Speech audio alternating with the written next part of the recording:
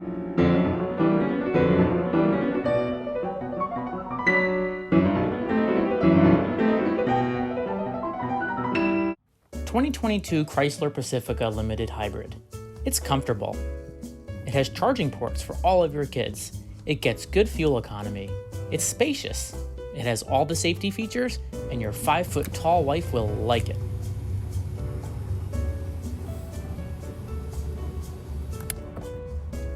And you will too. Nope, this is not that kind of review. I'm a man.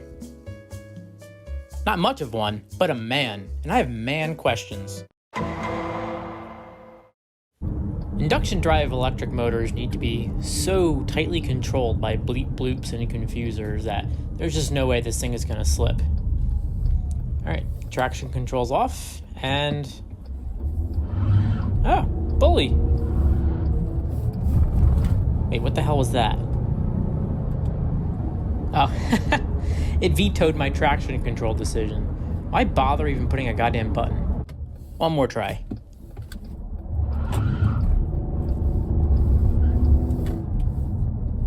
It's got all the torque in the world, but it won't let you have any, so,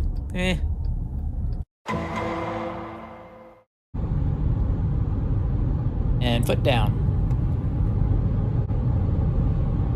It has that slipping, rubber bandy feel that all CVTs have, but actually this thing moves out surprisingly well. Electric torque is no joke.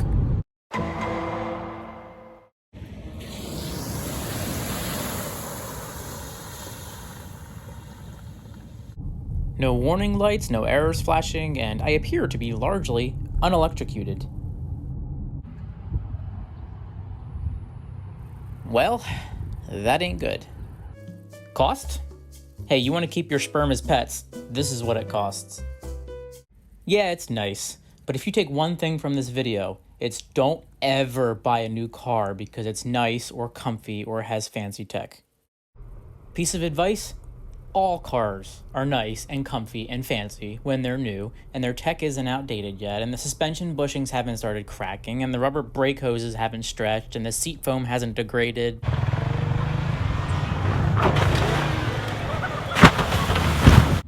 Unless you're leasing, you want to play the long game, and that's where an engineer's perspective has value.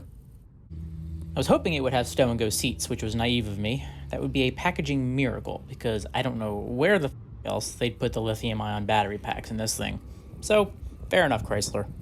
Chrysler's Stow and Go system is the single best thing to happen to minivans since they added the fifth door. Not all-wheel drive, not power tailgates, it's Stow and Go, and I'll fight anyone who disagrees.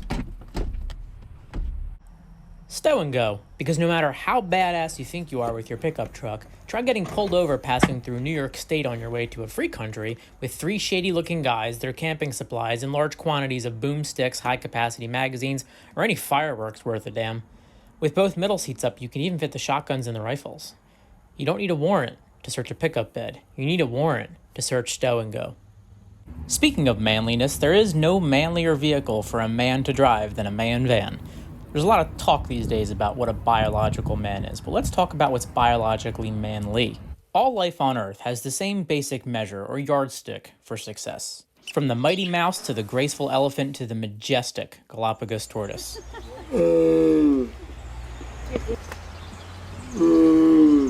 How much of your genetic material are you passing down?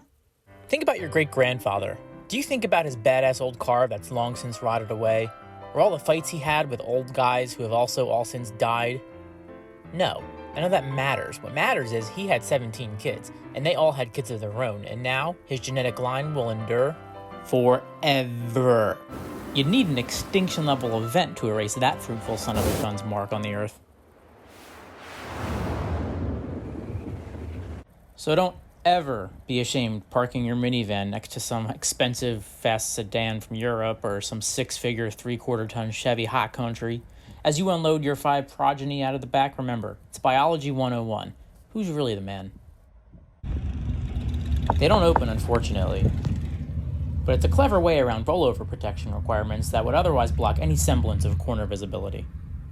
The quality of materials in here is completely alien to someone like me who grew up with older Chrysler vans. This is 100% genuine imported plasti wood, people. Just look at this. Took us 100 years to figure out that people like soft touch materials. No hard ABS plastic in here.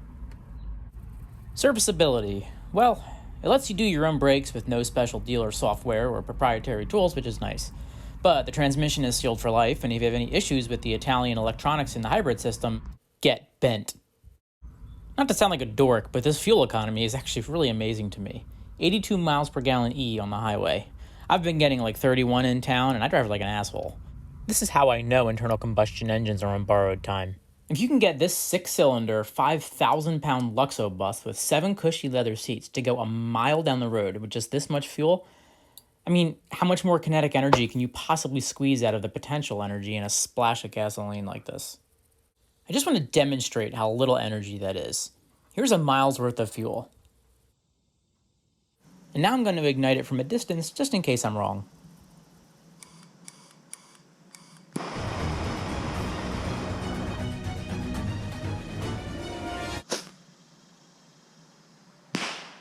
Let's try that again.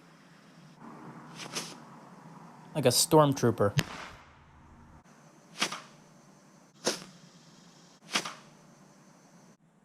Science is actually really hard. I think I need a longer barrel. Let's try this.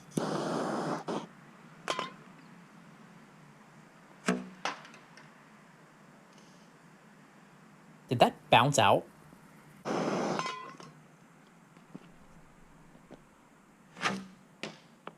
Alright, good to know. Gasoline's apparently not flammable.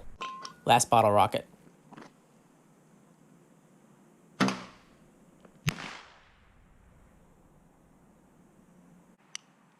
Alright, not fucking around anymore.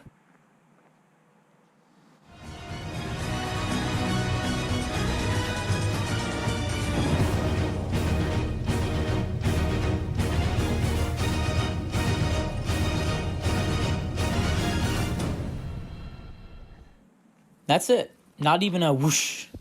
Just a literal flash in the pan.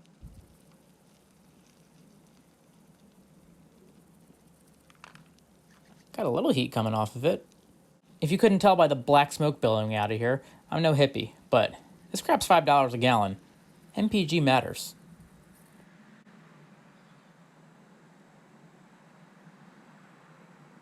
Features. It has power locks, 4 automatic up and down windows, power folding side mirrors, automatic headlights and fog lights, a big juicy touchscreen with Apple CarPlay, USB ports, wireless charging, radar guided cruise control, phone controls on the steering wheel, power memory seats for you and the old battle axe, a Bang & Harman card and stereo, hands-free tailgate and doors, proximity door locks, automated parallel parking, bumper car sensors and lane keep assist, and traction control, panoramic sunroof, heated steering wheel and seats, and this baller backup camera with 360 Nami cams. Why do they even bother putting mirrors on the damn thing?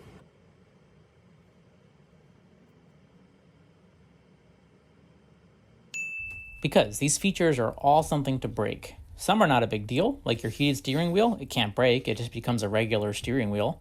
Some are a big issue. If you ever have your auto brakes slam on themselves on the highway, I mean it happens. Sensors go bad, wires short out, and even if you don't get hurt and the dealer fixes it under warranty, are you ever going to trust the car again? What happens when these motors ice up or burn out? No tachometer. All you have is this gimmick to tell you how much petrochemical fuel you're wasting, you monster. Does anybody actually want a tachometer in their hybrid minivan? I mean, who uses a tachometer in a minivan anyway?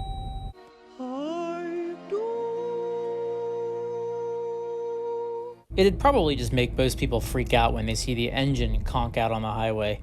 It's so quiet you wouldn't otherwise notice, which actually kind of bugs me. I think I'd have to chop the mufflers off or something so I can hear what's going on. I'd like to know what's going on. I'm normally not a fan of start-stop systems, but the way this one works is totally different from a normal car. There's no alternator, no starter, and since one of the electric motors is already driving the 5,000-pound bus, the computer simply uses that for the relatively minor task of cranking the engine over. It really is shockingly seamless since the car is already moving when the engine fires up. You seriously can't even feel that big V6 running. Smooth as shit from a duck's ass. Low-speed performance is awesome. When you see auto journalists raving about the low-end torque of electric cars, they're not fooling. Ever drive a high-end electric go-kart? Because that's what it feels like. It's actually a little disappointing when the V6 kicks in and you get reminded that it's not a full electric car. It feels like someone yanked up the parking brake. Also sue me, but regen braking sounds fucking cool. It has 2 electric motors, one bigger than the other. In electric-only driving mode, both motors drive the front wheels with gobs of torque. The larger motor also handles reverse. The transmission has no reverse gear whatsoever. It just runs the electric motor backwards. And that smaller motor also runs backwards under deceleration to recharge the batteries. In gasoline mode, the engine and that larger electric motor work together to power the wheels through a coupling. You get a coolant reservoir, and you get a coolant reservoir, and you get a coolant reservoir. In my opinion, by far, the weakest links are the legacy components, the internal combustion engine and the transmission. The 3.6-liter Pentastar here joins forces with the mighty electric motors to make 27 fewer horsepower than the standard Pacifica. Why? Atkinson cycle. The Atkinson cycle isn't really that mechanically different from the Otto cycle. The only real difference is the intake valve timing. The intake valve closes later, causing some of the air-fuel mix to go back into the intake manifold. Less fuel in the cylinder equals better fuel economy. Technically, this also means that the compression stroke is shorter than the expansion stroke, which also equals better fuel economy. With the intake valve open for some of the compression stroke, the piston faces less resistance, which reduces pumping losses, which, you guessed it, equals better fuel economy.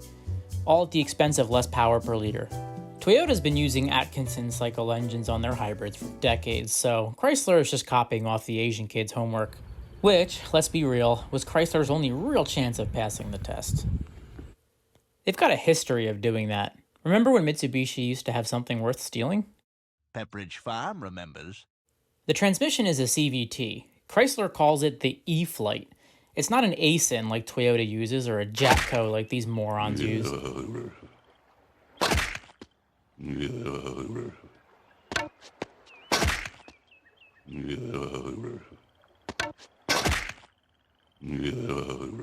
So will it hold up? Well, if it was an ASIN, I'd say probably, and if it was a Jatco, I would just laugh. Since it's not used anywhere else, I'll just say, maybe. It's not user serviceable, it has no dipstick, and the fluid is supposed to last the life of the vehicle, which means when it craps out, well, that's the end of your vehicle's life. $50,000 plus van and they put the manual in a sock. As far as the 3.6-liter engine itself, let's just say I've personally had 4 of them as company cars, and I feel like I've earned the right to bitch about them. The first and third suffered total cylinder head failures at about 60,000 miles. The second made it to 150k before breaking a valve spring and bending the number 1 intake valve.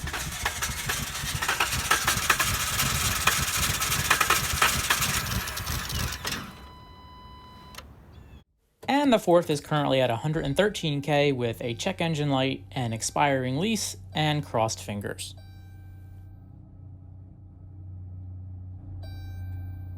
I'm not a fan.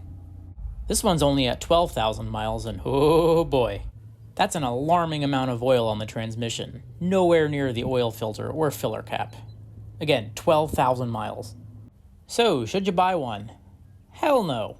It's a Chrysler product packed with complicated Italian-designed electrical components, an indeterminate number of which are built in China. I know at least one of the 2 electric motors was, but, Chrysler's being pretty tight-lipped about where the rest of their parts come from. But please, don't take my word for it. Do some research on how complicated these hybrid systems are, electronically and software-wise, and ask yourself, do you think Fiat Chrysler is up to the task? Mark my words, there will be no Pacifica hybrids on the road in 25 years. Rusty or otherwise. However, if you just like to lease your cars for a few years before trading them back in, or don't mind springing for the mega ultra super warranty, don't let my negativity get in the way. This thing's pretty goddamn slick. Thanks for watching.